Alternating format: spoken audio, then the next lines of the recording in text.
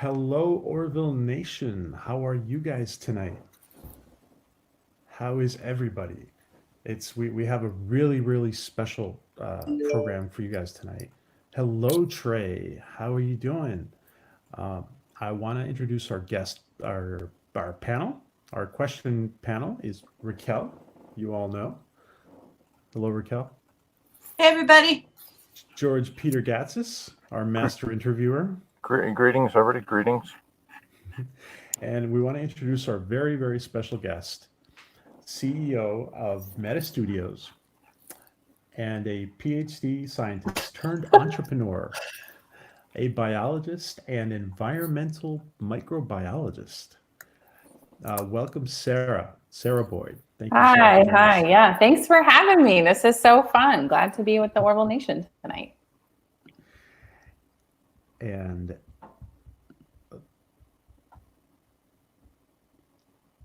I am getting an echo, so I'm just gonna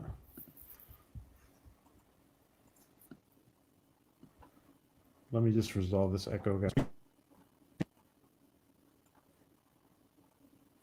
PJ and the technical issues.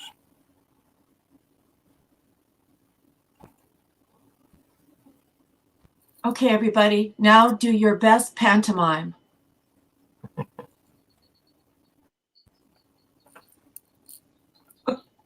I'm kidding. I'm not good at that. I have strengths. That's not one of them. It was pretty good. Okay. I'm sorry. All right. There we are. I don't know what happened there. Okay. So, Sarah, how did you get all mixed up with this guy, Paul Jenkins? It's crazy. How did you guys meet? Yeah. So Paul was on your show. Was that last week? Yeah, it was about 10 days ago. Yeah. Yeah. So people remember Paul Jenkins. I actually met Paul working on a mobile game project at a startup in Atlanta. They were making a mobile game for kids with chronic illnesses to teach them about their diseases. So this would be like sickle cell and asthma, kids who are required to take like daily medication.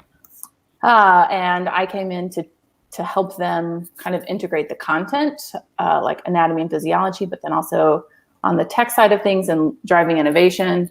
And then we actually hired Paul to come and lead story on our game. So we knew of Paul. I say he's our hometown hero here in Georgia. Just legendary storyteller, really fantastic career in gaming. So we wanted to get the product right for these children. So we called in Paul, and then Paul and I started working together and realized, like, wow, there's a lot of synergy here, and we can build more together than we can apart. So then we joined forces then, and that was about a year and a half ago.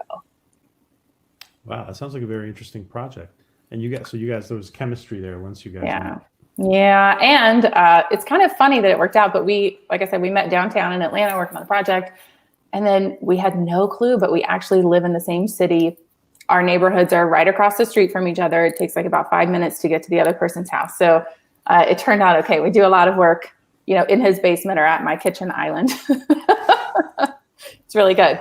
It's really helpful. Well, that sounds very convenient. Hello, Adega. Hello, Paul. Paul Jenkins is in the chat. Oh, yeah. He told me he was joining. Hello, Death by Saver. Hello, Trey. And everybody else who's in here, guys.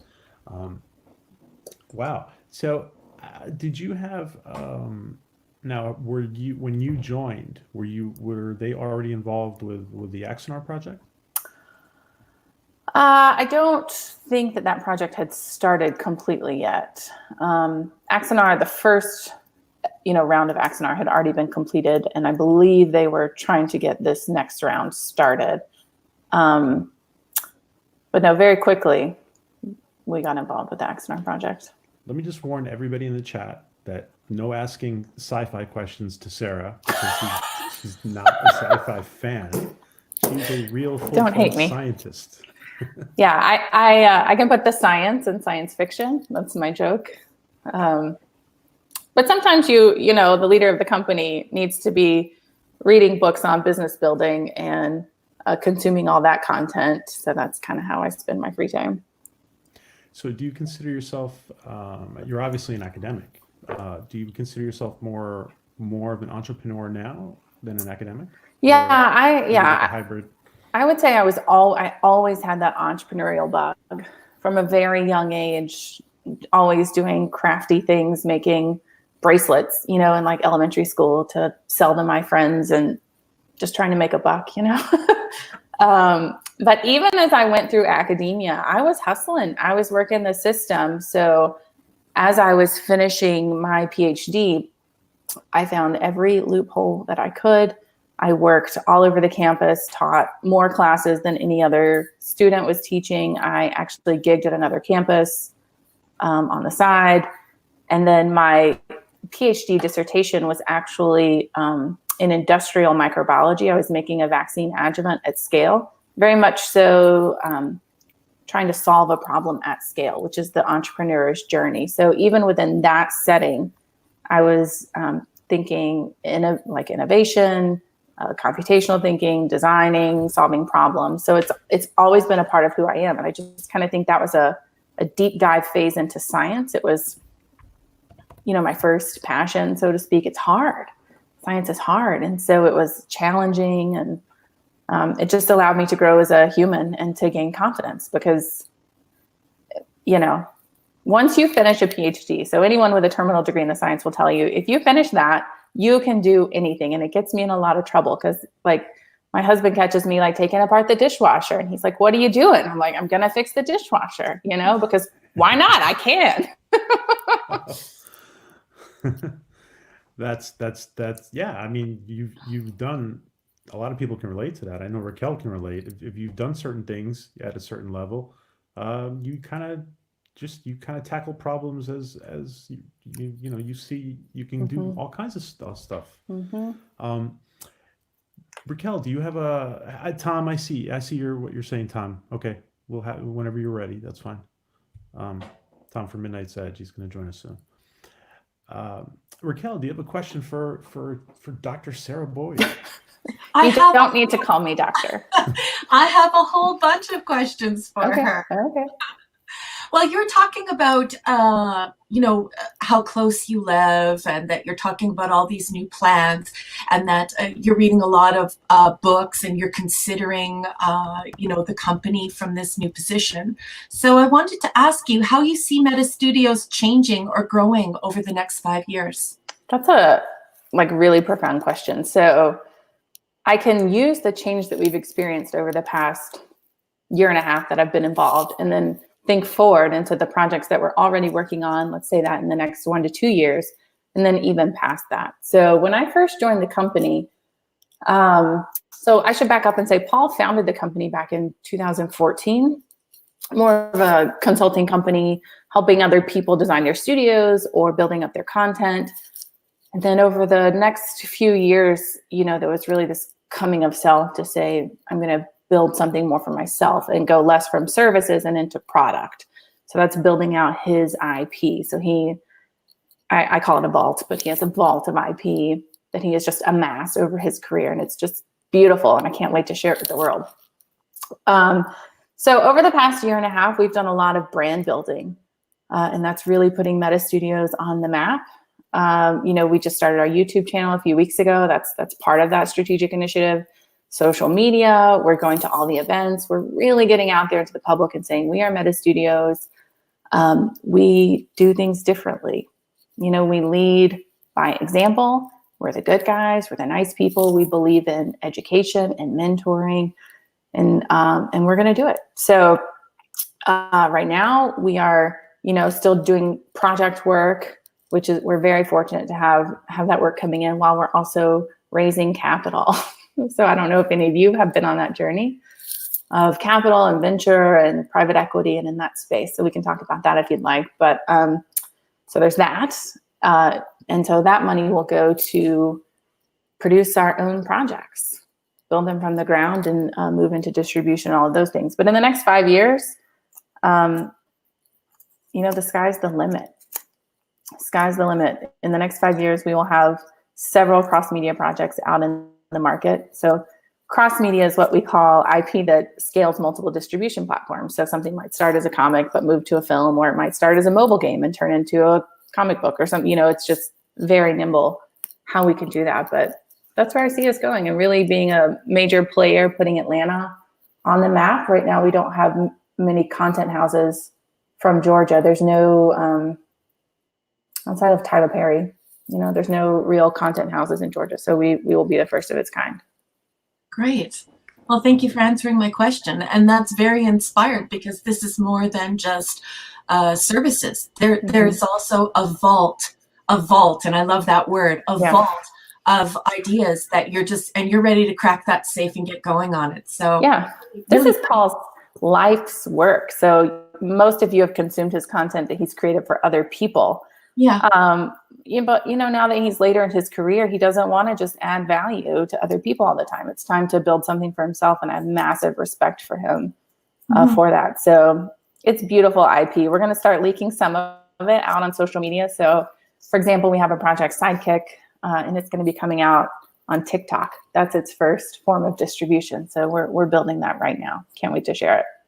Yeah, in communications, we're calling this, or we were calling this, transmedia narratives. So you have all of these stories that you want to tell on all of these different platforms. So it's going to be a big launch. It's a lot of work. You have the vault of ideas, but it's also getting it out to all of the proper channels so that people know you're there and making it happen. Yeah. Yeah, and the story has to intentionally build for those distribution platforms. So it goes from the concept creation from the start. Okay, this is the plan. The mobile game takes this long, and then we move into merchandise, and then it's a feature film. So yeah, I think that's what is our differentiator, is that Paul, as a legendary IP creator, this is just, he can do this in his sleep. So we're really fortunate to work with him. Yeah, great. Does anybody else have anything they want to ask? Yeah, well, go ahead, George. You were going to say. Yeah, I'm very fascinated by your scientific background. It's very precise. You have to work on logic, and 1 + 1 = 2. How do you move from such a precise logical narrative to a creative narrative where Paul is just absolutely insane with his ideas and they don't make any sense, and you have to take that soup that's in his head and organize it into something coherent? Yeah, so there's a couple of things there we can springboard off of. One is that measuring in science is precise. We have a lot of instruments that can measure to very, very small degrees, but the actual pursuit of knowledge is quite messy. I don't know what's going on in the world, and I have to figure this out. And it's a ton of failure. It's like 98% failure. I would say 99% failure, 1% success. So it is kind of the wild, wild west when you're doing primary research. You don't really know what's going to happen. It's just my best shot, figure it out, and then work from that. So the second part of your question about Paul and his ideas, I won't speak for Paul, but I can share my observations of his craft. And I think it would be telling of any true professional in this space. And that's that he's not the crazy creative whose ideas are just jarbling around in his brain and it makes no sense. In order to survive and thrive in the business, you have to have the idea, but then you have to make sense of it. You have to put it on paper. You have to be able to present it and pitch it and show how it's going to make money. Otherwise, you won't succeed. And I think that's actually a unique position that we have to be able to help other creatives kind of move from that place of, oh my God, this is just swirling in my brain. I don't know what to do with it. But actually to make it sustainable for them for their life. If you're going to be a creative, this is what you have to do. You can't just be crazy. Your ideas just can't. There's a space for that, right? There's creative just for passion. But if you're trying to make this work and pay your bills and build something, it can't be crazy. It's got to have monetary value. You have to line up distribution. There's no way around it. And even if your distribution is on YouTube, right? There's still some plan to get to that, to monetize that, to do the thing. So Paul is not the crazy creative. He's very much also got the business mindset to understand how to make his IP profitable. But we are like yin and yang, and I think that's why we work so well together. I call us ships passing in the night. So I'm an early riser. I get up at like 4 o'clock every morning and do the thing. But he is a total night owl. He doesn't go to sleep sometimes till 2, 3 in the morning. So sometimes if I'm up in the middle of the night, with a sick kid or something, and I'm checking my email or Slack, and he's still up working, and so we can communicate in the middle of the night, and then he'll go to bed, and then I'll get up. But it is a great working relationship that we share. Nice. Wow. Let me just say hi to Captain Inspired, to Loki, to Darthanos, to Paul to Midnight's Edge, to Adega, to Trey, to Death by Saber. Lots of people joining us now. Cool. So Sarah, how many? What does the team consist of at Meta? Are you guys a big team, a medium-sized team? Or? Well, right now we're a team of 5 fully committed people, and then we have, consultants that we tap for specific projects. But our team of 5 is me and Paul. Then we have a head of marketing, Emily Sprinkle, also known as Emma Loggins. We have a head of production, Scott Conley. And then we have a video assistant, we call him Stogie, John Streckus. So we are nimble with our core group, and then we pull in people as needed. And that's going to stay that way, until we can take in this big investment, because there's no need to overdo it until we have the funds to support it. But I'm excited. I'm excited about the opportunity. We've seen a lot of traction, going out and talking about it. And because everyone loves, you say, have you, do you like the origin of Wolverine? It's like, yes, of course. Do you like the Incredible Hulk? Do you like, all these big name characters that Paul's played a role in? So people love the idea. People want to see us succeed. And like I said before, it's just such a unique and compelling company, because we do really want to help others succeed as we grow as well. It's good. Let me ask you this question, because I for some reason I've come across it a couple times this week, and I don't understand it. I think it's just a lack of knowledge. But a couple people have mentioned the Meta Studios is basically Ares Studios. And that's, I think, a confusion that some people might have. Interesting. Yeah, I can clarify that. So the Ares Studio is a nonprofit that focuses on the Axonar projects, and that's it. We are a consultant, essentially, to the Ares Studio. And for this film, we are, Paul is directing it, Meta is producing it. So we're completely separate. We don't work with them outside of the Axonar project, whereas, we have many, many other projects going on. And as far as those physical sets that are there, those belong to Ares Studio, those physical sets that you guys, okay. Trey and Paul, by the way, I give you guys wrenches, so you guys feel free to post anything you want during our chat. Please do. Please do, guys. So we just got out of the holidays a little while ago, and we have January, February. Actually, it's almost March, but yeah. How is 2020 looking for you guys? What's on the drawing board for 2020? Yeah, 2020 is off and running. Focusing on building our content, like non-project content, more brand building right now. It has been really fun. So that's through the YouTube studio. We're trying to release 2 to 3 pieces of content on the YouTube channel a week. Just working together, collaborating on ideas, getting in our little YouTube studio, actually just like getting that set up. That was hilarious in and of itself, because Paul and Scott, we all had the team meeting like, okay, we're going to do the YouTube. This was late 2019. So we all agreed, okay, yeah, we're going to do the YouTube studio. And so Paul had an extra space in his basement. So we said, okay, we'll do it in Paul's basement. And then, he and Scott, our head of production, took the weekend and like got it all set up. We knew he was working hard, and they had coordinated their schedules.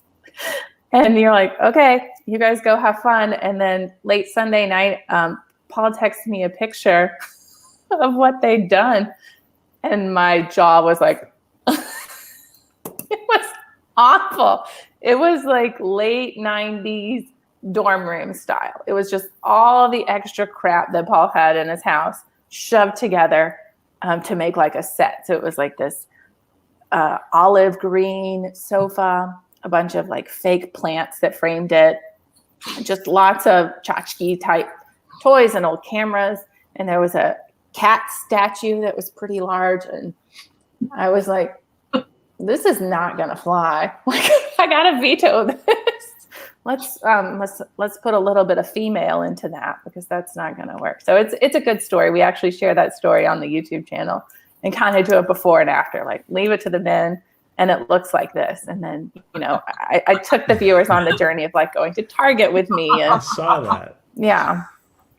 Yeah. So you can attest that first round of the YouTube studio was just heinous. Yeah. It's looking great now. It's looking great. Yeah, it looks much better. But no, going back to your question, like how's 2020? Man, it's off. It's great. We're having a good time. We're building content. We're, you know, playing in TikTok right now. I can't wait for that to launch so that you guys can see Sidekick on TikTok.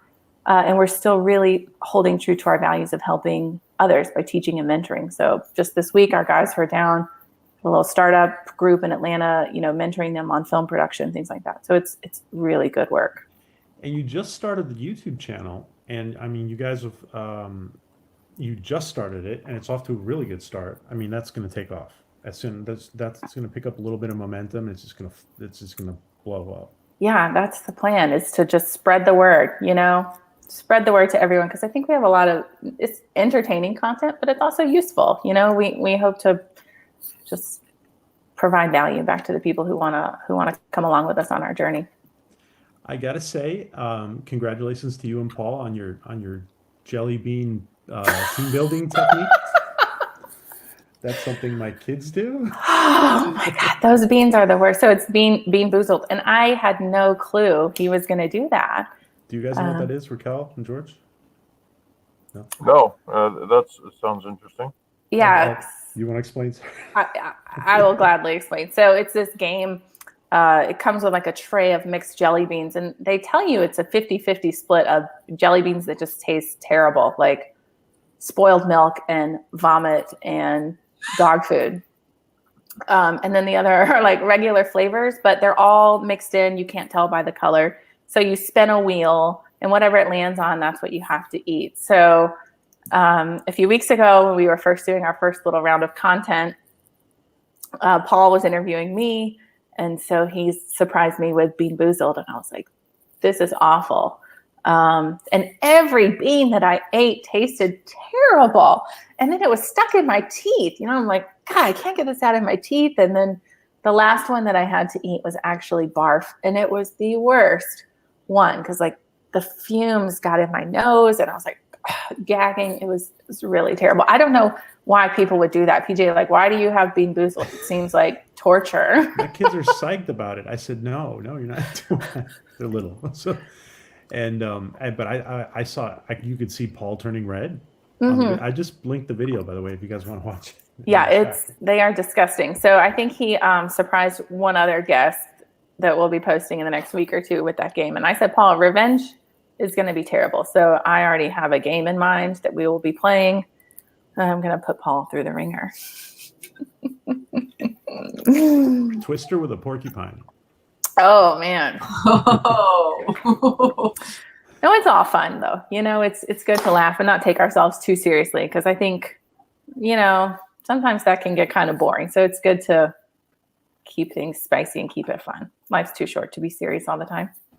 Yeah, and if you're having fun, and if you're, you know, as long as the people are responsible about their obligations, it's important to have fun, because it creates the right environment. Yeah. That's a sign of a great leader, Sarah, CEO Sarah Boyd. By the way, Disney, I know you guys lost your CEO, but you can't have her. Paul doesn't want to give her up. Oh, I don't think I would want to go to Disney. I love Meta. I bleed Meta. Can you tell us again what META stands for? Yeah, META is an acronym for media, just, what we do, all media. Education, that's what we care about, teaching and mentoring others. Technology, because we firmly believe in technology. We integrate it across all of our IP when we can, when it makes sense too. And advancement. And that's bringing the whole creative community forward through the teaching and mentoring. So super passionate about all 4 of those things. It's in the core of what we do and what we run everything by. And Paul wrote that into the charter of the original company. This is what it is, and this is what we do. It's a very strong foundation. Mm-hmm. Yeah, I want to say from a business point of view, you guys sound like you have a very clear path and a very clear mission and objective, and that's really important. So, congratulations. Yeah, Paul believes that if you don't say it from day one, it's not going to be true. So we also have core values that we hold true: accountability, transparency, honesty, communication. Firm believers in communication. So yeah, like I said, we try to be the good guys. Paul gives me crap about that, but it's true. We really are doing something very special for the creative community at large, right from Atlanta. It's going to be magical. Let me, Chris. Yes, I saw you real quick, and then you disappeared. Yeah, come on in. Yeah, come on in, Chris. So, Chris Knight from Chaos Central is going to be joining us. Great. And Raquel, Comtext Scholar, do you have another question for Sarah? Well, first I want to say I think that any company that doesn't send out their communications documents to do, like their mission statement and their core values, and they can come up with that by themselves, wow, that's when you're working with some inspired people. So I have to say that right off the bat, because that's actually really shocking. Usually, people get somebody else to do that for them. The fact that all of you decided that you were going to do that together, it's really impressive, Sarah. Okay, so in that vein, one word that describes Meta Studios and one word that describes you. Wow. Haven't been asked this one for the company yet. The one word for the company is challenging because we do so much. But my initial gut right now is just saying, like, vision. We can see the future of the entertainment industry, and we can see the role that creatives play in that space. And doing right by creative people is just so important, because the foundation of the whole company is built upon the ideas that, swell up from the creatives. And I think in other models, in other traditional studio models, creatives get taken advantage of. We see that a lot. Mm-hmm. And Paul has that in his history, So knowing the vision and the future of the industry, and this is also something, maybe we can jam on this in a bit, but as the whole world morphs, and as more females come into power, there's a rise of feminine energy. And that energy is not the patriarchy. It's not, you little people work for me and build up the man, so to speak. It's very nurturing from the ground up, and everyone rises together. And that's the way the world is meant to be. So when we describe Meta, I'm going to go with vision, because we're seeing the future. Now, for myself, I do get asked this question a good bit, and not to get too personal, but I always say trust. I have trust written in a lot of places around my workspace and even on the backside of my phone, because you have to trust the process and the path that you're on, and live in the moment, live in the present, not the past, not the future, but right now, and trust that where you're at and what you're doing is exactly what you need to be doing, and find purpose in that moment. So, not to get too woo-woo, but that's what I would say in all Sarah, honesty. Thank you. Let me introduce you to Chris Knight from Chaos Central. Hey, Chris Knight. How you doing? Good to meet you. It's good to meet everybody here. Very much like Bounding into Comics, Chaos Central is a great place for us where we get our information, and Chris Knight heads that up. And so I think I know that talking to Stogie, I was mentioning that places like Bounding into Comics and Chaos Central are great allies for you guys. So I hope you guys get to know each other a little bit. Very good. I've talked to some people that deal with you and all that, and I love all of these. I don't know. I guess you could call them offshoots of other groups, but I think that really these small grassroots and let's see here. I guess people related groups that are very concentrated on keeping a tight knit group and good content. That's always that's always a good thing to have. It's always good that groups like ours, websites like ours, get together and work together. I when I started it, I talked to Jeremy of Geeks and Gamers. I talked to some other people. And I was like, I don't want to be competition. I'm not looking to be competition. I want to work together. I want to do companion stuff. I want things that work together with other people's stuff. That way, it all works together. That's always an important thing. We all need to work together for the greater purpose of what we're all looking for. So, yeah. Yeah.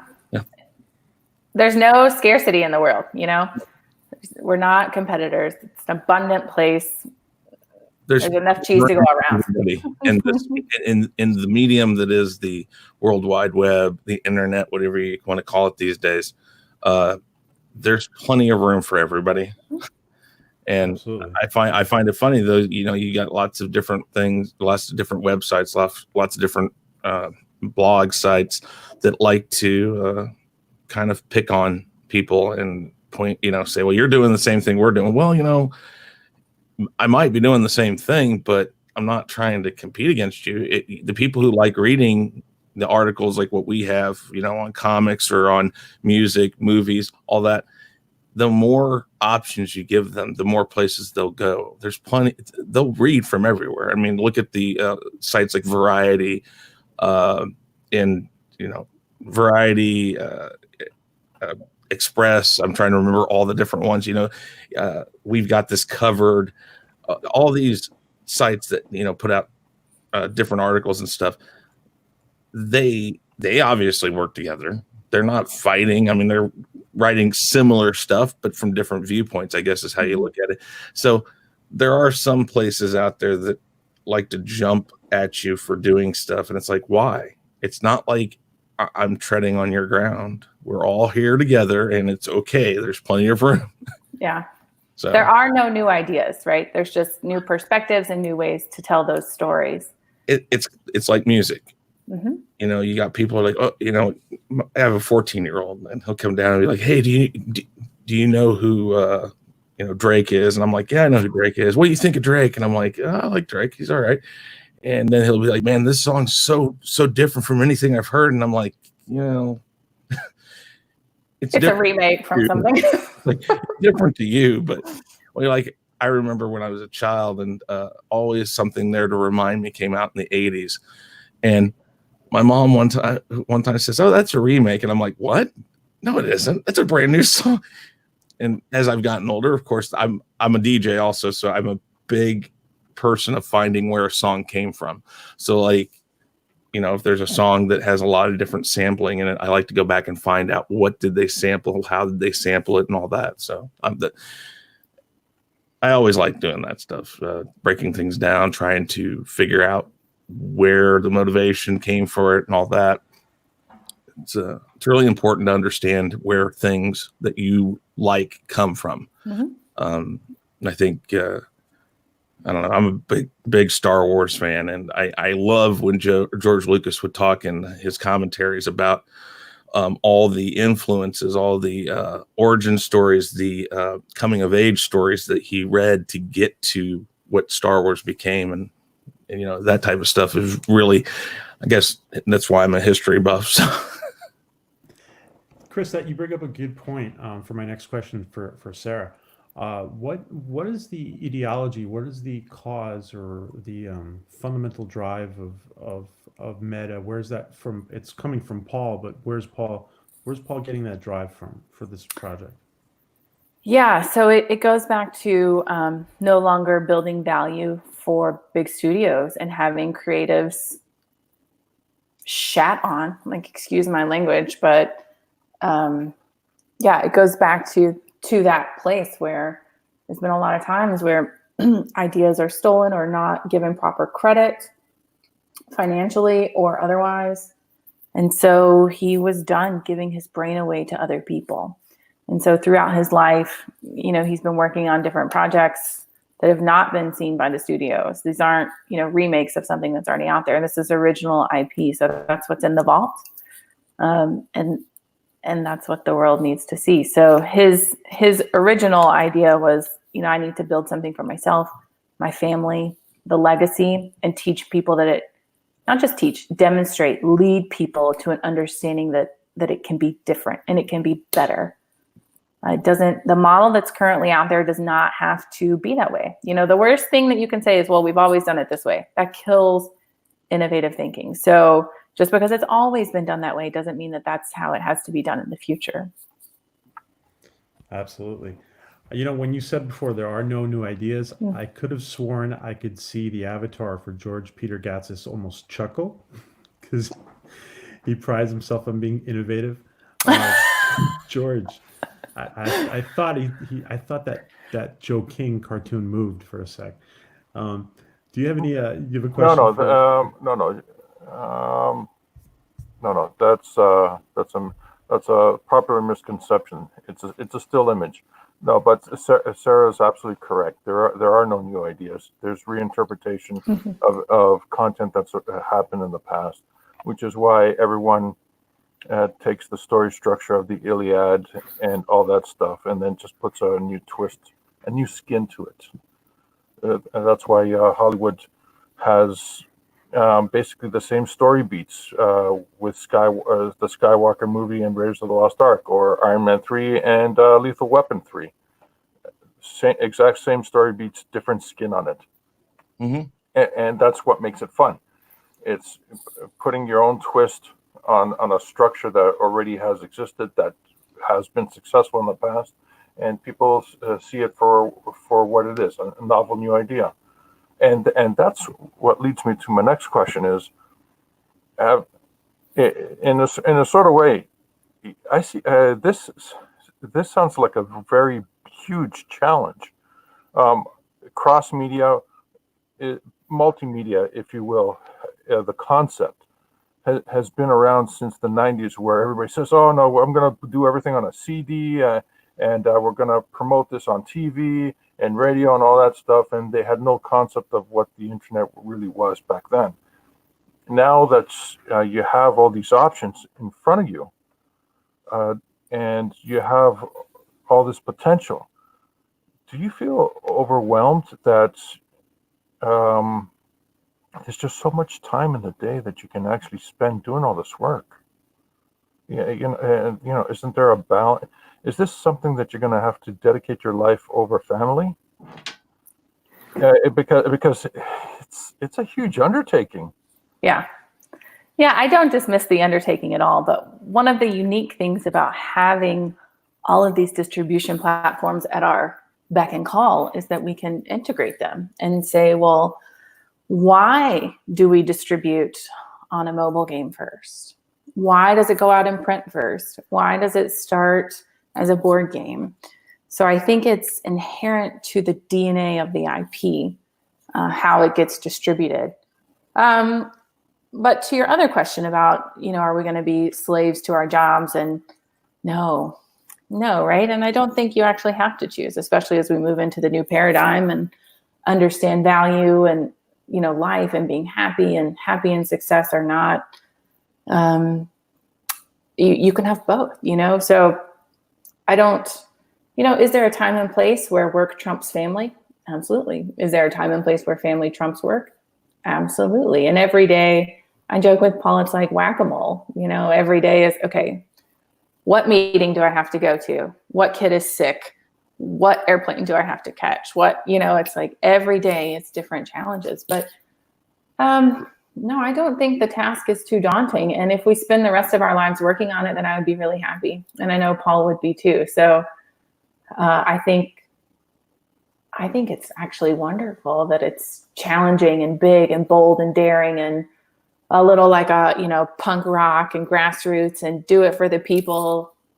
It's wonderful. It's got all the properties, all the alchemy is there for a huge, successful, massive movement. And, on the back of beautiful IP. So if I'm working on it the rest of my life, I would be very, very happy to do that. Because every day, even once we have closed this big round and, all the funding is there and the projects are there, it's still more. There's still more people to teach. There's still more IP to create. I mean, the vault is not going to ever end. And then even if we produce everything that's in there, Paul's mind is like an endless well. And once that, no longer functions properly, he will have mentored so many people and the model just persists. So that's kind of the plan. Okay, I have a follow-up to that. Is there room for something of your passion to be included in all this? Is there something that you have had in the back of your mind saying, you know what? Good question. How about if we insert my concept into this? Totally. Let's see it go. Yeah, so totally. Actually, TikTok was my idea to put Sidekick on TikTok. So I could go a lot of different ways with this one.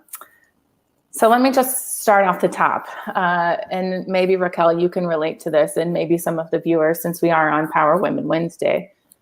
But as a woman, coming through the space and earning your, you take a few hits. You get beat up a good bit and you have battle scars to show for it. So when I first came on as the CEO of this company, especially in media and in film in Atlanta, when I would go to meetings with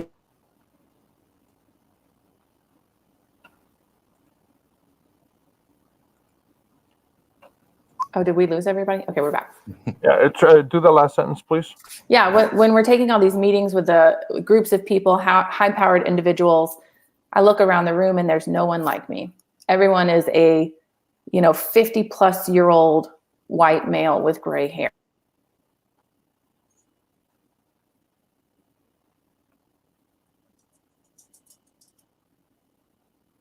I think it's her connection.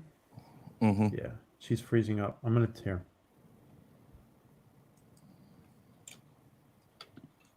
Let's see. We good? Yeah. Okay. How about trying to? You froze up for a second. Weird. Try disabling your video and just go with audio. That might help stream the better. Okay. Okay. You were saying there's 50-year-old white males in there. Yeah. So there was never anyone who looked like me. No young females. It was just old white guys with gray hair. And at first I was a little insecure about that because there was this sense of otherness. And, it's really easy just as humans, if we talk about the human element to say, well, what if this is a weakness? What if this prohibits this from doing the thing? And it took me all of, 2 seconds to spin that thought process in my brain and say, this is our strength. Because these 50-plus-year-old white men are not going to be thinking about TikTok. They're not going to be, again, it inverts the model.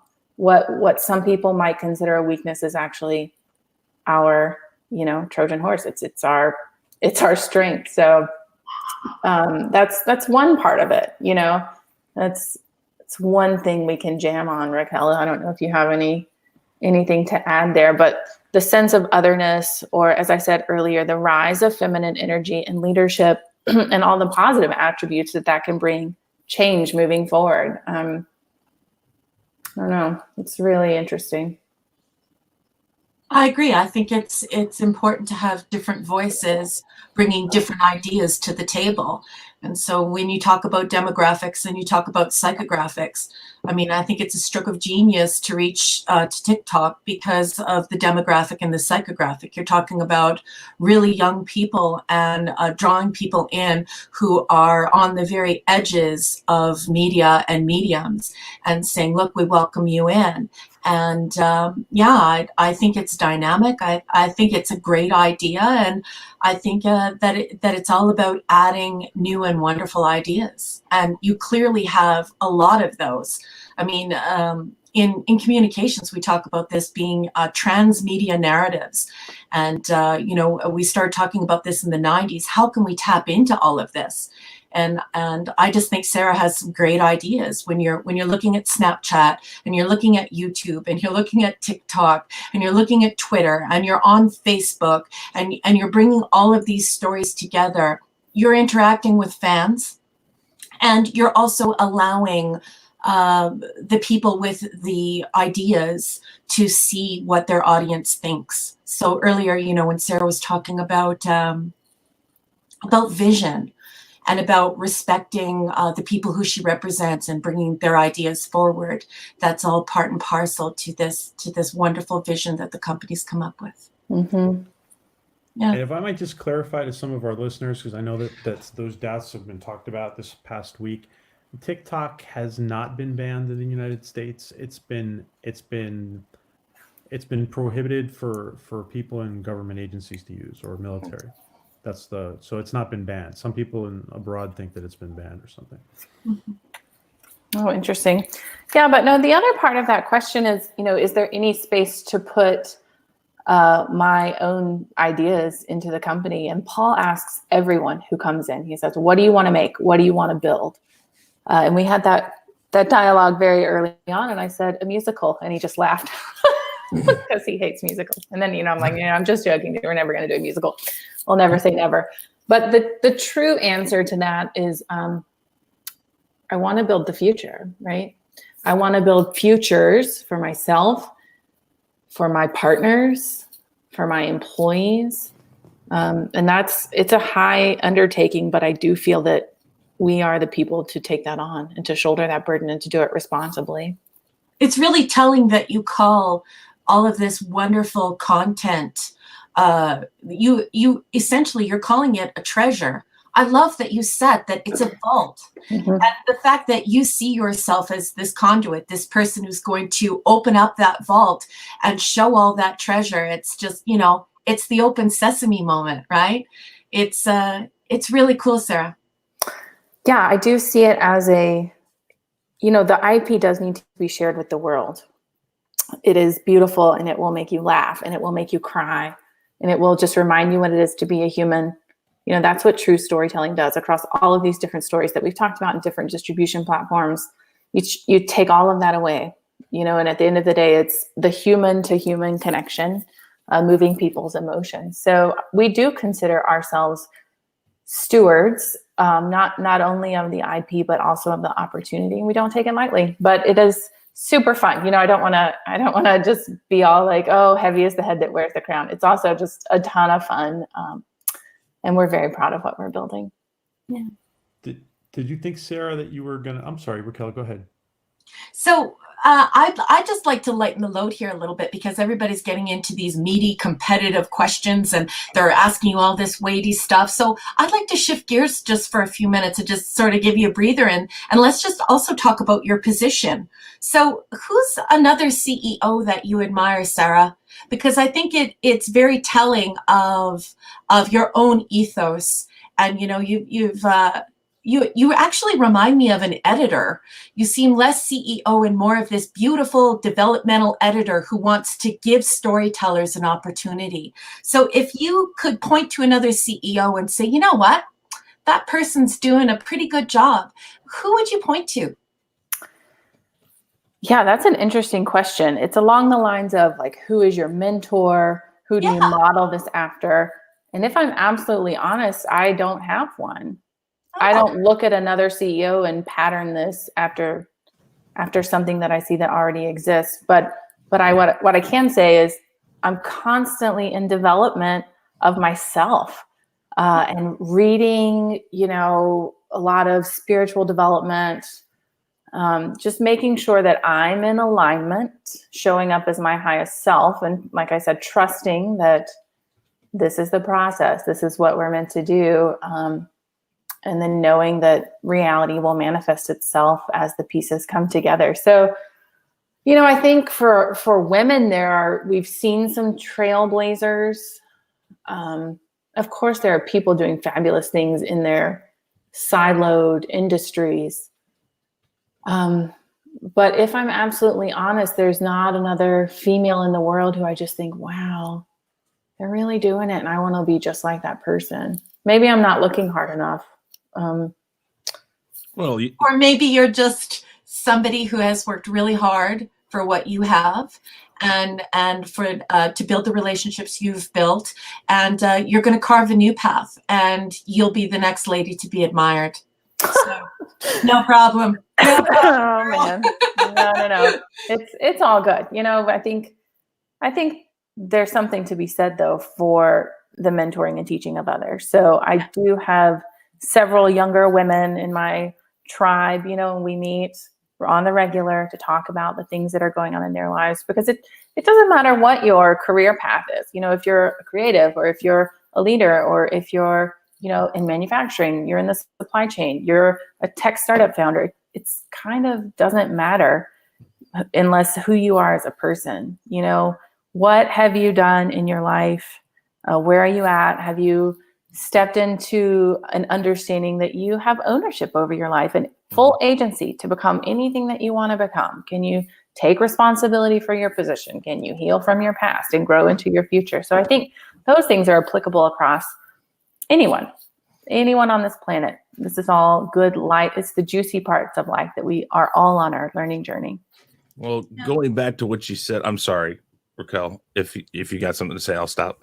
No, you go ahead. It's all right. Well, I was going to say, going back to the question, you asked her what other female in her position does she admire. So I think it's important that you look at yourself and admire what you have done for yourself. In a sense, you are your own person. I personally, and I don't want to make this about me, I personally grew up with a father who is in construction and in hands-on work, and I know how to do that. But at an early age, I decided for myself, I know how to, but I want to do something else. And I broke away from something that my family has done for years to start my own business, to DJ. And then when I finally came around, I said, I want to do YouTube. I came in, I said, I'm going to do it. And I put my time towards it. And when you look back at it and you look at what you've accomplished, if you can show that, hey, I forged my own path to get here, that's always really important. And it comes with a great sense of accomplishment. So Sarah, I bet you feel that way too about what you've done and how it's brought you to where you're at currently. It just makes me really excited for the future. Right? Yeah. I rarely look to the past and say, wow, look at this. It's more, wow, there's so much work to be done. And I'm just so because excited. It's about the work, not the title. Right. And I think that you learn that when you're a woman in STEM. I mean, both of us, we're very accustomed to this. We have to, be very good at what we do. And the focus is on what we do, not on title, right? Mm-hmm. Yeah. And so is the value add, Yeah. But I think as we talk about social media, whether if it's this YouTube platform, or if Facebook or LinkedIn or TikTok or Instagram, whatever platform you're choosing, as someone who's stepped into awareness, you have to come to the space and say, well, how can I contribute to the world in authenticity? How do I show up as myself and then add value to the audience? And there's a bit of an internal learning curve that I think we all have to go on to really overcome that. There's just this inner voice that might say, well, what do you have to say? Much like we were talking about the naysayers earlier, people putting you down and saying, oh, you have no new ideas, or you're copying me. So you have to do this inner work to overcome those obstacles and say, you know what, I'm going to do it anyway, because my voice does matter. My perspective on these issues, it is important. And as humans, it takes, we have to hear things in different ways and multiple times throughout our lives in order for the message to really soak in. So just because someone else is doing something similar that doesn't mean that it's being well received by the audience. You could also be doing something very similar, but in a new way, just slightly different. And it could really resonate with the audience. Let me just say, Chris has to actually leave. So, Chris, thank you for joining us. Yeah, thank you for inviting me. And Sarah, it was good to meet you. Raquel, it was Pleasure. good to meet you. George, I think we've done something in the past. I can't remember for sure, but if not, it was good to stream with you. And PJ, again, thank you for the invite. Likewise. Yeah, guys, you guys have a good night. I got kids I got to feed and stuff. So, All right, Chris. Bye, You Chris. have a good night. bye. You guys have a great night. Thanks. I'm kind of good. Would it be okay if I tried my camera on again? Yeah, I feel try a little, it. Try it again. I feel a little yeah. awkward sitting over here. Your signal seems fine now. Yeah, let me, if it goes out again, I'll turn it off, but I just want to be sure we share. Now, go hand in hand with your turning your camera on. Did you feel your CEO position would be that you would be so visible? Are you comfortable with that? Yeah, so this is it's not my first business, right? So I started my own consulting business after I left academia. I was doing STEM education, research, and evaluation. So it's like applying the scientific method to education. You know, it was mostly K-12. So working with school administrators or teachers to look at whatever they're doing specifically in STEM. So this was a lot of like minority recruitment into STEM fields, women into engineering or computer science. So anyway, I'd started that business right when I left academia. So I was used to being the face of a company, right? And everywhere you go, you are that person and you eat, sleep, and breathe it. So I don't think I would be a good regular employee because I take my whole self everywhere.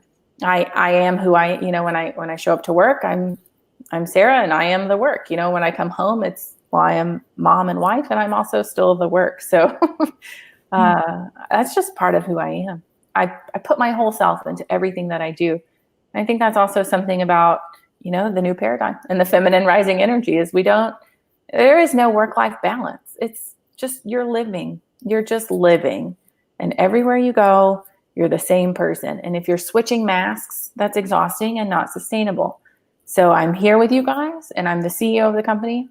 But much like Chris, you know, when this is over, I'm still going to be the CEO of the company, tucking my children into bed. You know, and sometimes, you know, my kids are on set. My kids came to the Axonar shoot. It's like, here's Sarah's kids eating the donuts, you know, and that's just how it is. That's a very healthy way to go about it. I think that's the only way, if we're honest. Yeah. Yeah, when I was in radio, my daughter used to come in and sleep on the couch while I was recording and when I was on air. So Yeah. now she always tells these stories to people. Oh yeah, I was sleeping on the couch when that happened. Yeah. I think Yeah. it's great. I Yeah. do too. I think it's especially, you know, mother to daughter to embody that role and say, look at mommy doing something that she really enjoys and finds value and is contributing something positive back to the world. It inspires Absolutely. our children to do the same. I was just thinking about this actually 2 days ago. You know, I feel like there was a lot of financial pressure on men. You know, as you grow up, I can't speak for men, but I would imagine that, you know, you need to be able to earn a living that can support a wife or another husband or whatever, and kids, like multiple people. But in reality, that responsibility needs to be on women as well. Mhm. Because if you choose not to get a partner or your partner dies or, you know, you want to leave the situation or whatever, like even from a very young age, we need to be teaching all children, boys and girls, you need to create a life that you could support yourself and your children at any given moment. Mhm. And and the burden too that men, I think, you know, I have 3 brothers, so they always felt this burden where they were like this absentee dad, where the mom got to stay home and she, you know, of course the job is hard, but she gets all the joy and the intimacy with the children. And then of course guys don't get that because they're out, you know. So I totally agree with you. It's like both shovels in the dirt. Let's dig this together, right? So I totally agree with you. There's no leaning in, there's no switching hats and all of this other gobbledygook that sells magazines. It's really just about caring about your family and also caring about your own identity and caring about what you're talented at and what you can do. Absolutely. I think the crux of all of this is self-awareness, knowing what makes you happy And if you can stand in that truth and live your life and coordinate your career and your family, your finances, everything around that level, that indicator of am I happy, then I think you've won. You've solved the puzzle. Yeah, for sure. I agree. So what's your highest high? Tell me your highest high in your career so far. It doesn't have to be your biggest, but your highest high. Was it personal? Was it professional? When I felt proud? Is that what you're asking? Yeah, you're the highest high of your life so far. This is crazy, but I birthed my second child at home. And Wow. that experience it was a planned home birth.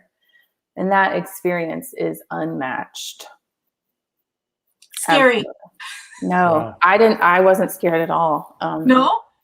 No, my husband was petrified, and my mother was like, she was here, because we had my oldest daughter at the time was also home, and everyone was like, oh my God, Sarah's so crazy. And if this thing goes awry, who is calling the ambulance? But it all turned out wonderful. But yeah, the highest high is birthing a child in the comfort of my home. And then immediately like ordering a pizza and taking a shower in my own shower and going to bed in my own bed. Like if any moms are out there, like they would be like, oh yeah, I could see where that's really nice. I think Paul Jenkins has to create a new comic book, and you need to be the super mom in that comic book. Oh, that's hilarious. So I have my failures too, like everyone else, but that was just the most spiritual moment of my life, just that intimacy. It's different. My first daughter was born in a hospital. It was like a natural water birth, but it was still in a hospital because I had to be induced. But it was just nothing I've experienced thus far has compared to that moment. It was like, wow, this is really special. I bet. Yeah, So you talk about failure. What can you tell people at home? I've failed so much. Yeah. And I've learned so much from it. Yeah. But, how do you deal with failure? How do you overcome failure? How do you move on to the next thing? Yeah. So failure, right. So there's this one component where in your brain, you have to say, okay, I'm going to switch the way that I think about failure, which is kind of high level thinking. Like failure is a good thing. Learn to fail on a micro scale.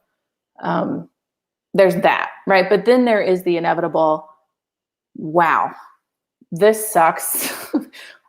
My life is, as I know it, is over. I think those are defining moments, right?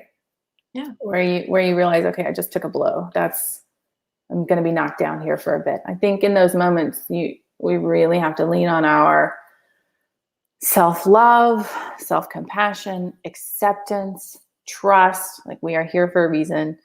Take the time to mourn the loss, to do the thing, to just accept it, and then action, right? It's okay, that is what it is, and now I must move forward. What's really nice is if that's the way that you treat yourself, I could just imagine how you're going to treat your artists and your creative people. Hats off to you. Well, thank you. Thank you for acknowledging that, because there is something to say, right? Yeah. We need to accept failure. It's part of the human experience. And from a business perspective, it's kind of, do I want my people to fail? Yes and no, right? Like, do I want it to cost a lot of money? No. Is it going to? Maybe. But will it be worth the lesson? Always. So I would prefer to fail on a micro scale. Yeah. I think Wayne Gretzky said you miss 100% of the shots you don't take. You don't take. Yeah. So what's worse? Yeah. If you're going to be wrong, be bold and wrong. Yes. Do it. And be creative about how you rise from the ashes. Don't do that again. Yeah. Learn from the mistake. It's when we don't learn, that's when we run into issues. Yeah. Repeated failures of the same kind. Yeah. Sarah, you know Paul pretty well now. Yeah. Do you see similarities or parallels in how we're a channel that's all about all kinds of sci-fi, but we're obviously focused on the Orville. Do you see any parallels between how Seth MacFarlane has moved from an animation background career to live? Do you see any parallels there with Paul? Yeah, so Paul actually started out as an actor. He went to school for acting. And then when he came to the States, he was teaching at a special needs school. And that's when he met the guys who started the Ninja Turtles. So he kind of just wound up, it was never his plan to start out in comics. That was just the opportunities that came his way in his life. So I think for Paul, over his career, he's amassed so much experience in so many different forms that this is the culmination. This is putting it all together and harnessing that experience, leveraging the lessons learned, and building a new model. So I don't think there will ever be a commitment to say, okay, animation to now film or television. It's all brewing together in the same pot because the focus is on the IP. And he has a saying that I love. It's, you're not the boss, I'm not the boss. What we make is the boss. So yeah. it's Ding, ding, ding, ding, ding. Yeah. Right? Yeah. So it is led by the IP and the story that's inherent to each project. George, do you want to? Yeah, the interesting thing is, while all this is happening and stuff like that, what do you see as your greatest challenge? Is it the people interaction, where you're trying to strike a new deal, keeping up with the technology, keeping up with Paul's ideas, always constantly striving for something new, always trying to be, at the crest of the wave? Where do you think your greatest challenge lies ahead? Yeah, I think, well, if I can just... And I don't mean to kind of bias your answer with all my bullet points. No, it's all good. I will just speak for the present day. The biggest challenge is around educating the investment community on how lucrative entertainment can be, especially here in Georgia.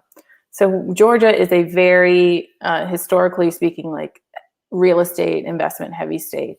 People want land, they want brick and mortar. They want to be able to drive by the space and see it. So as we go out and raise money, there's I don't understand it. I'm like, Wolverine and Batman and Hulk, like, what's there not to understand? No. I joke, but it is this, it's different than real estate. It's not a building. It's not a piece of land. So there is a bit of education that we shoulder right now to teach people, teach investors. This is how the business works. And I think that goes back to the other question about, creatives who just have these ideas in their brain, but no level of accountability to make that idea make money.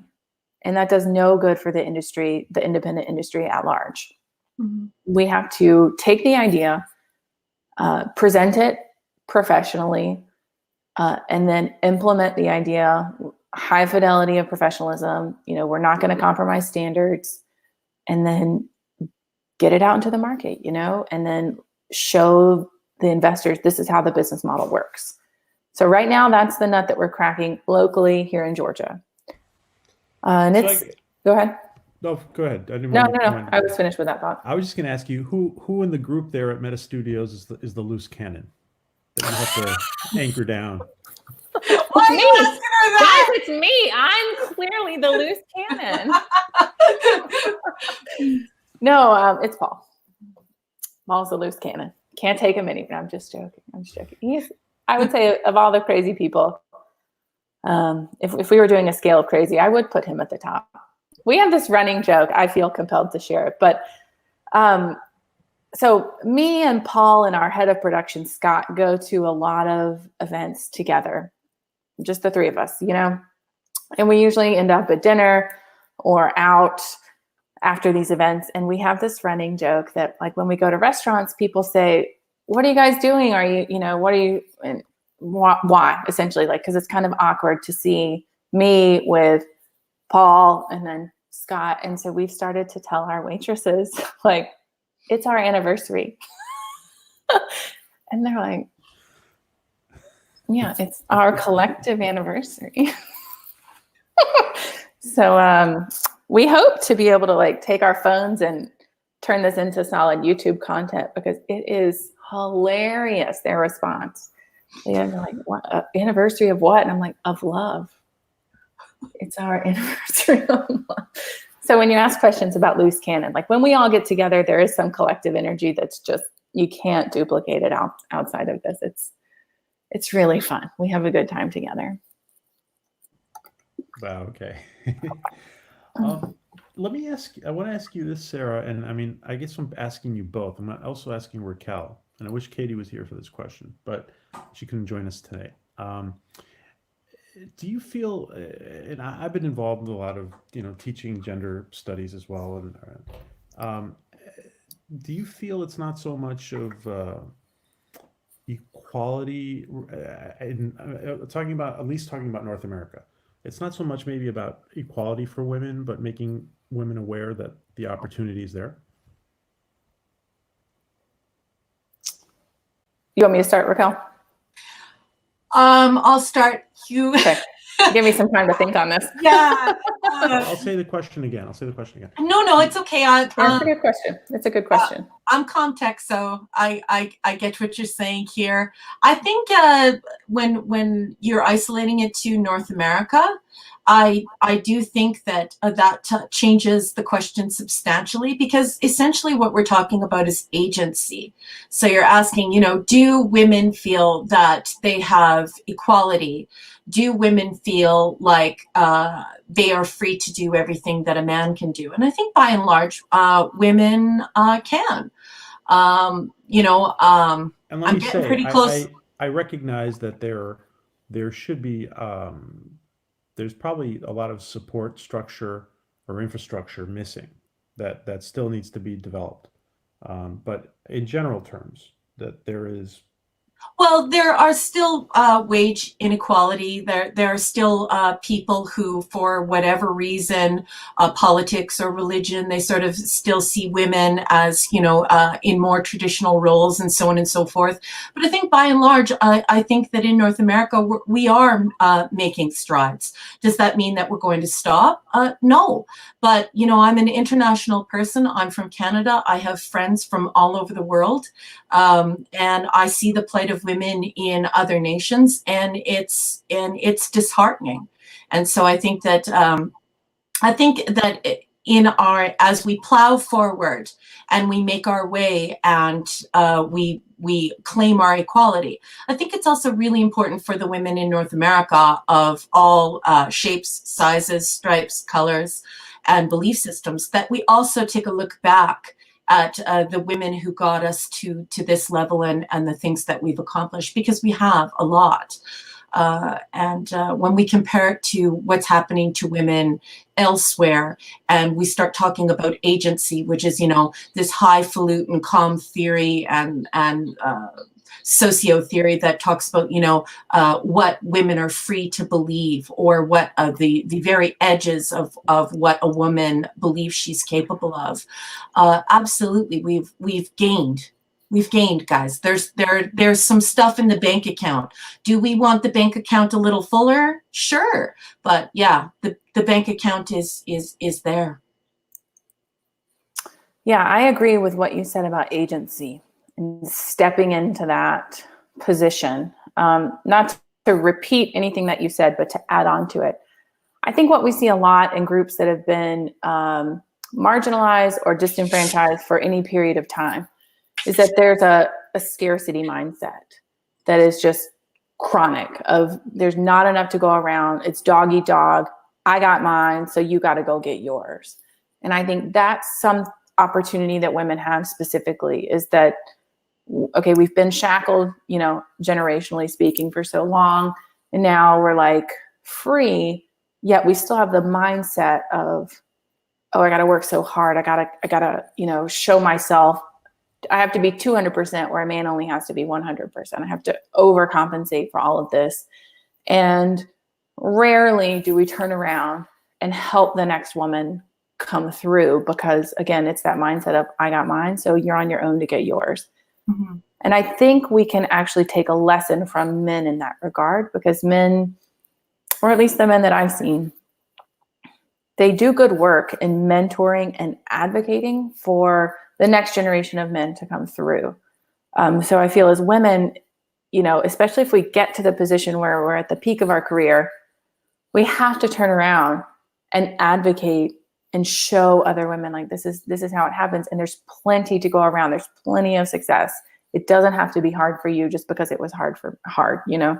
It doesn't always have to be that way. So that's just something that I wanted to add to that. But I do think there are opportunities. Like, is it fair? No, it's not ever going to be fair. Like, life's not fair. And if it's not women, it's some other marginalized group.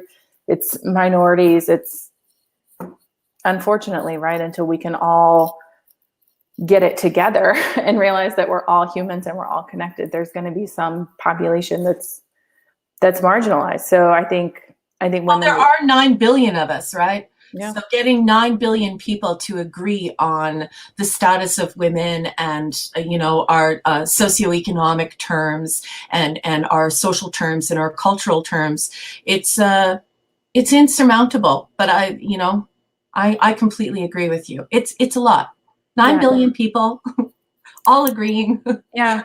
I know we weren't going to talk too much about motherhood, but it really does all start in everyone's individual homes, I feel like, because as you guys probably know, your mindset is essentially formed from birth to 7. So whatever's happening in that caretaking vibe, that lays the groundwork for, you know, and the rest of your adult life until you decide to do something about that, until you decide to change yourself. So I think if we were really honest with ourselves and became conscious parents, you know, and understood that at those micro moments, that's where the foundation of the mindset is set.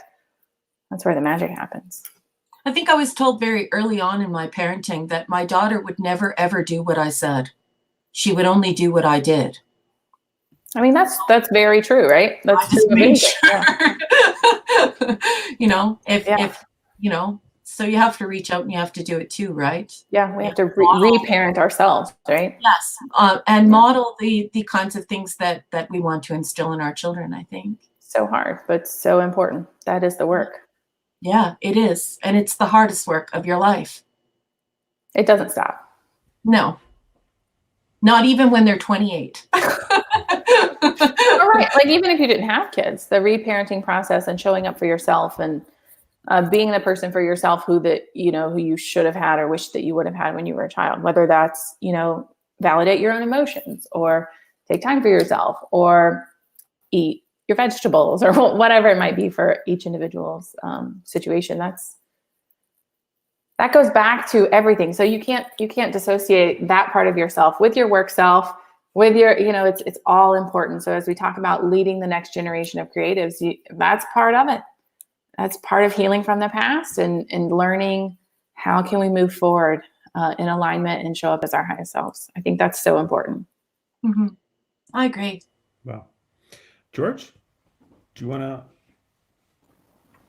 Yeah, it's fascinating to hear all this. One thing that I'm really, really curious is, how do you feel about all this in terms of your competition that's out there? Other female CEOs who, like Kathleen Kennedy, she's an extreme example that's everyone knows the world over. I just have to say, Kennedy cannot compete with Sarah Board. I know, I understand, but I'm using that as a contrast. Well, I'm not kidding, actually. I'm using that as a contrast because while there are so many people who are not happy with her and how she managed Star Wars, if you look past all the feelings and all that stuff, what you're looking at is a very, very accomplished, powerful woman in a bedrock of men around her. You know that kind of feeling is to wake up every morning and go to work, constantly having your shields up, your sword at the hilt ready. You know, it's daunting.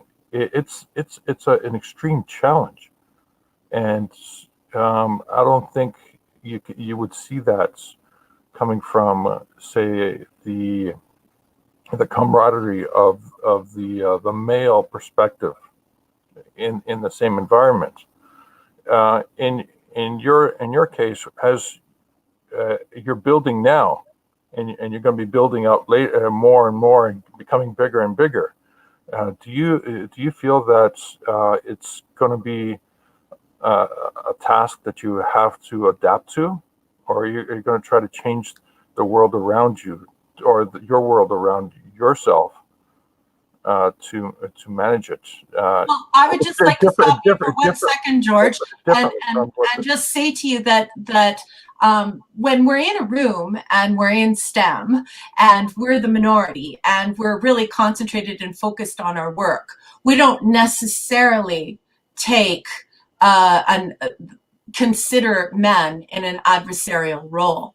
It's just it's harder when you're in a room, and just imagine that you walked into a boardroom and all of the men around you were wearing black suits.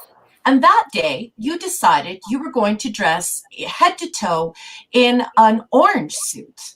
And then you sit down at the table and everyone is just staring at your suit. You don't feel adversarial towards everybody wearing the black suits, and you don't sort of say to yourself, well, I need to pick up a sword and a shield and go at this like Achilles. No, it's just sort of like, okay, well, they're all wearing black suits, and today I'm wearing orange. And so today I'm going to be bringing my orange flash to this table, and I'm going to orange flash you for the next 2 hours. And we're good. And you guys are still my buddies. I still love you. And you know what? You have great ideas, and you have great ideas, and I respect you, and I know you respect me. But let's not lie. This is a room full of 50 men wearing, black suits, and I'm wearing an orange suit. And so it's kind of that dynamic. It's not quite as adversarial. But I think what Sarah was getting to is the fact that there's so much opportunity for women now that it's important that women look back and sort of say to themselves, okay, it's not like this is at a premium. It's not like only one person, only one woman, only one person with a vagina is going to make it. So maybe it's important for us to see other women and say, you know what? I can model for them. I can help them. I can mentor them. I can bring them into the fold. I can show them what's possible. Mm-hmm. So in essence, making other people walk into the room with their silly orange suits, with their silly orange polka dotted tie and their silly orange scarf, and and so pretty soon there's orange everywhere, and it complements the black. Yeah. Wait, there's an echo. That's PJ. Is or somebody's got their mic too close to the headset? I just heard an echo. Okay, yeah, it's gone now, right? Okay, cool. Yeah, I also don't see myself in that adversarial role carrying a sword and a shield. I used to. I can look back and say, yeah, I used to feel that. And whether or not that reality was real or not real, it doesn't matter, because that was my perception of my reality at the time. It was very much, I'm a woman with a cause and I've got something to prove, but we're all okay with growth here. So it's like over the pattern of my career, I've learned that's not really necessary, and that's not serving me. Carrying armor is heavy, George. Like, if I could just let that go, imagine what I could do, like if I weren't always thinking about if I weren't always playing defense, I could play offense, essentially. So I think from a growth perspective, I no longer hold that understanding. I, like Raquel, see men as, equals, and we're going to, I'm not the boss, you're not the boss, the project is the boss. Like, we're going to build something magical together. But do I still encounter, misogyny? Yes. Is it still there? Yes. But I no longer feel attacked by it. I actually understand that that's a coping mechanism, that human has some issues from their past, right? And I can kind of almost view that with empathy. Does it make their actions right? Right? No. Acceptable? No. But I just don't even play in that space anymore. I don't get bogged down by that sort of thing, because it says more about that human than it does what I'm doing in the world, how I'm showing up. Here, here, here, here. I echo and amplify. Here, here. I feel the exact same way. Yeah. Cool. And I feel the exact same way too, because I've been in a lot of work environments where I was the only guy. So, Yeah. So Yeah. you were wearing the orange suit. How did it feel? Yeah, I am very curious to know, what is that experience like? it's a question. I think it's a question. I was thinking about this while you ladies were talking. I think it's a question of becoming comfortable in that situation. And but once you start to become comfortable, it's okay. Yeah. Anytime there's a sense of otherness, you're like, I'm different. Okay, I'm different. Onward. Yeah. Did you have a follow-up question, George, or a follow-up comment before I move on? Yeah, I did actually. The part that I'm curious about is that all this how should I say, all the technology that's before you, and the huge vault of work that's before you to open it up and stuff like that. Do you see this as a generational thing? Is this going to go beyond you and Paul, and it's sort of like your kids will inherit the earth, so to speak? Or is this something that you guys are thinking, you know what, we're going to make a run at this as long as it makes us happy, and we're going to be immortalized in the works themselves, like Roddenberry and H.G. Wells, whose names will forever be uttered every time somebody reads their works. What's your feeling about that? Yeah, I think there's an opportunity for both. It's not an either or, it could be an and. And a lot of it depends on, unforeseeable, the elements that come into play here. So Meta as a company, will it stand for infinity? Who's to say? Who's to say? I'm not even sure that that's even, I'm not even thinking about that, to be honest. It could stand forever. It may not stand forever. But what I feel is important is that this work, this time that I have in my life and in Paul's life, my God, we are going for it. The trust thing, this is my time, this is my place, this is what I'm supposed to be doing. So we're doing what we feel is our highest calling right now, in the best way that we know how. So that's all that I can do, right? I can only show up, I can only do the work, and Paul can do the same. And then where the path takes us, we can only trust that it's where we're meant to be. Do I sometimes dream like, oh, Meta's going to be around and my kids can work here and their kids can work here and it's going to be a thing? Sure, right? That's like the natural progression of, it's like going on a first date with someone and you're already like, could I marry this person? When rationally, it's like, well, it's too soon for that, but your brain just goes places. So yeah, I thought about that, and that would be lovely. There's also the possibility that my kids don't even want to be in media. Who knows, right? Who's to say? And then, like you said, it could just be that the work lives and we are in the work, and that would be beautiful as well. Paul has written in the chat. It's gone up a little bit. I think it's further up. But I'm going to tell you, he wrote. He was writing to you, Sarah, saying maybe you should explain his theory about being an airline pilot. Sarah, you should explain to everyone my theory on you being an airline pilot. Paul, I gotta tell you, brother, I don't know what you're talking about.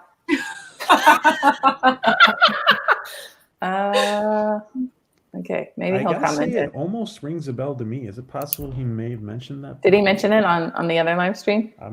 It's for some reason it sounds familiar. Something about the airline. By the way, I'm just now seeing the entire tab of live comments. So. Yep, there's a lot of comments there. It's a monster. Great. This is cool. Good for you guys. Well, let me ask you. How long do we have you for, Sarah? I don't want to take up too much of your No, time. I'm good. I'm good. We can chat. Let me ask you, because there's a lot of people in the chat, and there's going to be a lot of people rewatching this. So there's a lot of people who go back and watch this later on. How can people in our greater online community support you and Paul and Meta in general? How can we help you? How can we support you? Yeah, that would be fantastic. So, And by the way, Paul's responding to your right now. oh, how I'm like a middle-aged man. Oh, yeah. Like that is how, right. That's how I see. Not that I am that person. So anytime we go into a situation where my authority gets questioned or anything of that nature, Paul quickly, can speak in the man language, so to speak, and he'll just say, imagine Sarah's a middle-aged airline pilot. And when that pilot says to do something, we do it. So it doesn't matter that she looks younger or that, she's a female or that, anything, any physical appearance, like we just need to lay that aside. So thanks for that, Paul. Yeah, like that is how I want people to view Sarah, which even that, right, is kind of like, okay, that's just where we're at in the world, that someone has to stand up and advocate for me and say, pretend she's an airline pilot. But I hope in the future, the collective can overcome that. I think he probably feels like he probably feels like at certain moments he might give you that support, but I think down deep inside you don't even need it. I don't. It's more for getting the other person to like get over their own mental issues. Yeah, it's not for me; it's for them. I didn't mean down deep inside. I mean in the actual reality of the situation, you probably don't even. Yeah, no, it's for them. He's that supportive, I think. Man, I wish you guys, and maybe over time everyone would get to know him, but he's just sound as a pound, as he would say. It's like a British idiom, but yeah, he is what you want him to be. He is a high quality individual. So, supporting Meta about the support. Yeah. How can everybody in the chat and everybody who's rewatching, how can the greater community online, support you and Paul and the great project you're doing? Yeah, we would love for everyone to follow us on social and subscribe to the YouTube channel. So I think we have someone in the chat who's posting our YouTube link. That would be fantastic if someone is. So definitely subscribe there. We release content 3 or 4 times a week there on the YouTube channel. It's really hilarious, engaging, fun content. And also you can like our page on Facebook and follow along there, Instagram, and then also follow our personal Instagrams and Facebooks as well. So it's Paul and me, everyone at Meta, feel free. So that collective support is what allows us to build the fan following. And then obviously when we release content, you guys are the first ones to see it. So that we would sincerely appreciate that. Do you have some kind of, you guys are not using Patreon at all, right? Nope, not using Patreon right now. We may in the future, may not. We may do a Kickstarter, may not. It's just tough to say, but just right now, your eyeballs and your attention, and hopefully we can entertain you a bit along the way. Okay. I think Raquel was about to ask something. Oh, no, I was just going to say, Mr. Miles, chief engineer over in the chat, he's talking about the fact that he's had female bosses before, and he's never thought, she's a woman boss. I just thought boss. Well, I can tell you as a person who is involved in social science that Mr. Miles, chief engineer, is correct. When men are asked, there are several studies that show that when men are asked if they prefer a male or a female boss, they almost always choose women because women listen and they make sure everybody gets heard, and they're really good at their job, and they focus on the job instead of broing up. So I just wanted to say, Mr. Miles, chief engineer, on behalf of women everywhere. Oh, that's funny. And let me just say too, I've done. I know some of you have heard me mention before that I've done like stuff in leadership as far as teaching and stuff. And a really good analogy is that when you see females in the military, they are leaders, but they're feminine. They're females. They're not trying to be men. They Right. shouldn't try to be men, and they have their own unique style. But they're seen they're seen as a superior officer or as a leader or as a boss or whatever. And yeah, and hopefully that's what we're going to strive for as in general in the general population. So anyway, just throwing out a comment there. Guys, I do wanna recognize that I know a lot of you have been asking me, and some people are texting me. We were gonna announce that tomorrow. This is brand new. Tomorrow, Sarah, we're interviewing an actor from The Mandalorian. Oh. His name is. Some of you already guessed it. His name is Bernard Boulen. I think the correct pronunciation is Bouyen, Bernard Bouyen. And he is the actor who plays the Mandalorian's father. And so we're going to be joined by Bernard tomorrow. And it's going to be really interesting because it's a character that's only being hinted at, and it's going to be further developed in the following seasons. And hopefully in season 2, we're going to see more. So anyway, I know there's a lot of people just needed to announce it. There's people waiting for me to announce it. So hello to Jet Screamer, Joe Lau, Mr. Miles, Larry, Alaric, Joe, and further up, there's a lot of commentary. Yeah, I completely missed this. This is awesome. So, George, do you have any more? While we still have Sarah for a few more minutes, do you have any other questions you want to get out? Yeah. Other than Paul, in terms of building up the company and stuff like that, are you going to be? I'm asking this for people who are going to be watching this video in future. Are you guys going to be looking to hire out more support as your company grows up, or grows out and up? And what would you guys be looking for specifically, if you can? Yeah, absolutely. Of course, of course we will be growing up and out. I love the way that you put that.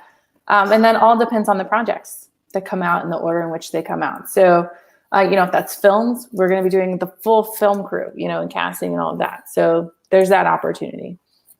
If it's board games, game designers. If it's mobile game project, it's developers, it's graphic artists, it's animators, it's all of that. So I would encourage everyone to get plugged in with us on social, and then we can leverage that community as the projects start to roll in, and then also, posting on more traditional platforms as well. But absolutely, good people doing good things, making great content.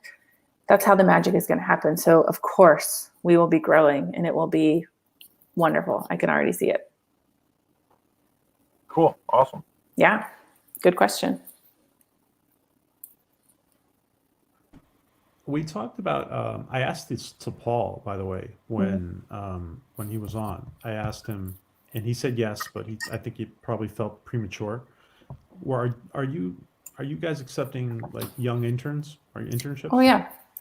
We actually did put out a call for 2 interns to start in January. And we did not fill those positions. There was no one who we just were like, we need to bring this person on board. So I think there's always a capacity to come into the fold, so to speak. And the best way to learn is by doing.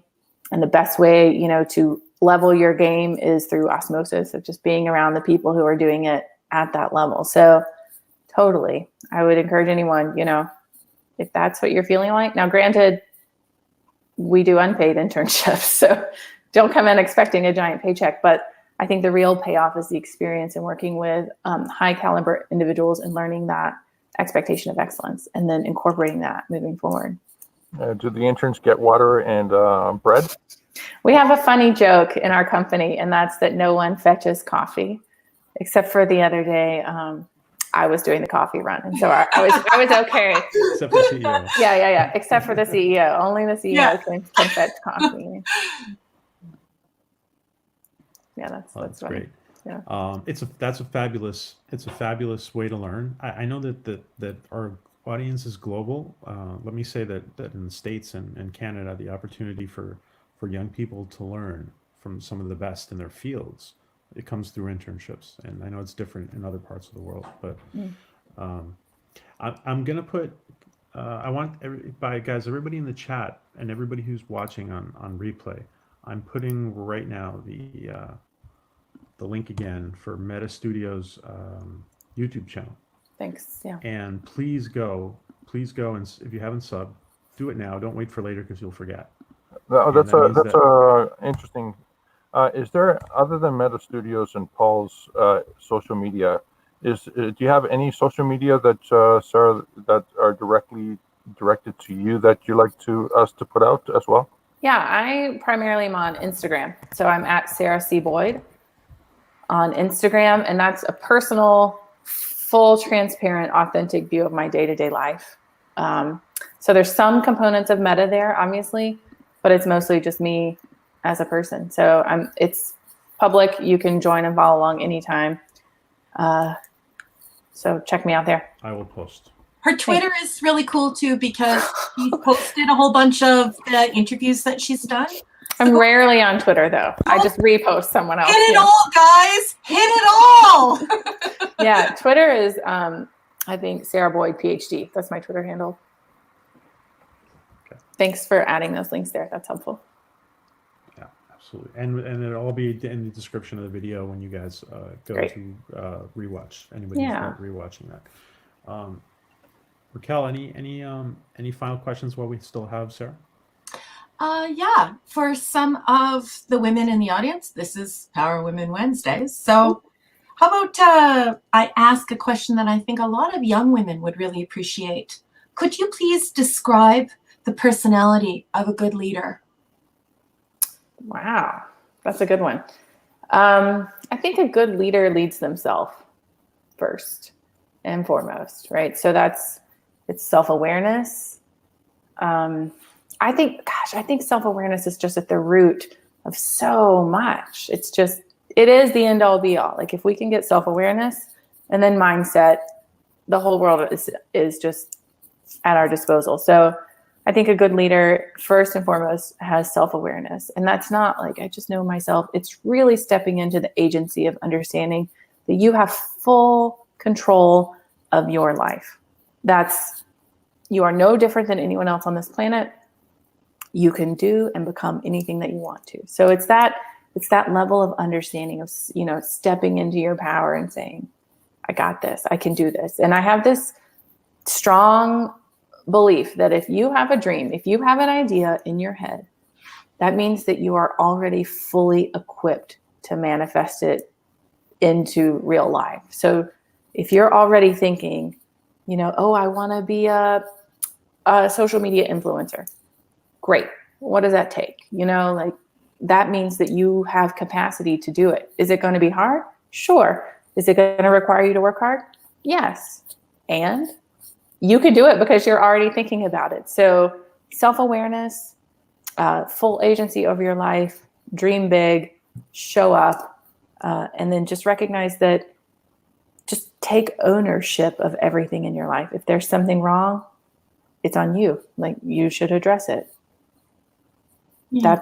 I think that's just not leadership. That is humanness. Yeah. And once we can embrace those traits and embody them, there is no leader and follower, right? There's no hierarchy in that regard. We're all leading ourselves to betterment of ourselves. So I really push hard on self-awareness. And if you follow me on my social media, I talk a lot about that type of stuff. Yeah, I believe in edification. If you're always looking to self-actualize and you're always looking to listen and to learn and to reach out, I think that's important. I have one silly question for you. Well, not really silly, but one. But not so serious. Okay, your spirit animal. Oh, that's funny. So yeah. I don't just have one, but I do think that animals come to our life. I'm always seeing animals and I'm Googling what does this mean? What does this mean? And I usually see a lot of dragonflies and butterflies. And then over the past week, it's so funny that you asked me this question because I get up so early. I get up at 4 and I'm at the gym at 5. And when you're driving in those wee hours of the morning, it's dark and all the night animals are still out. And every day for the past week, I've seen rabbits and they're just hopping. And it's not just like a flash of a rabbit. It's the rabbit right there in my headlights. So right now I think this week it's a rabbit. That's what's coming into my life this week. Dusk and dawn? Yeah. Yeah. Okay. Yeah. Point taken. Well, I just want to thank you and just thank you for answering all of my questions. Yeah, no, it's a pleasure to be on here. Thank you. It's nice to meet you. Yeah. Sarah, before we close up, I just wanted to maybe you could shed some light on this image that Stogie sent us. Oh yeah, so this is a compilation of a living comic book that we put together for a gala at Pinewood Studios in Atlanta. So every year, Pinewood Studios puts on a benefit gala to service the local nonprofits in their county. So it's a huge ordeal, paid ticket, high dollar seats. And we were asked to come in and work with students from Mario's Art Academy, which is a local support group organization for children who are creatives to come in and learn how to apply those skills essentially and kind of create a future for themselves. So Meta Studios worked in partnership with the kids at Mario's Art Academy, and we brought to life one of Paul's works, Fairy Quest. So we, it cracks me up looking at these images. I can't help but smile. So we built this fantastic weaving comic book experience, full forest with haunted sounds and cobwebs and, wolves, plaster wolves, like howling, and obviously these great people in character here. That's cool. Yeah. So the attendees of the gala lined up. There was a line that wrapped across the atrium area, and we walked them in, groups of 8 or so at a time. And then they encountered each one of these characters throughout the experience. So Paul started as the storyteller, and they walked through the enchanted forest. And at the end, we took their picture with a Polaroid camera, and they had a nice little take-home remembrance of their time. But it was a blast, and I'm just so thankful to be a part of that experience with Pinewood. Just doing such good work for the local nonprofit. So all the tickets, all the proceeds benefited the organizations who are really doing the good work for the children. So this experience actually is on our YouTube channel today. This went live. You can see a walkthrough of the Fairy Quest Forest. Okay. And one question from the chat. Joe Lau, I think he's asking this because you sound really busy being a mom and being a CEO. Yeah. He asks, how are you getting a full night's sleep? How many hours do you sleep a night? I'm not the one you have to worry about with sleep. It's Paul. Paul is the one who's like chronically sleep deprived. I get 6 hours a night. I mean, there are obviously some nights where that doesn't happen, but by and large, it's a solid 6 a night. 7 usually, if I'm lucky, but 6 is good. Good, that's great. Thanks for caring, Joe. Sleep is really critical. Like we don't need to undermine sleep. It's not.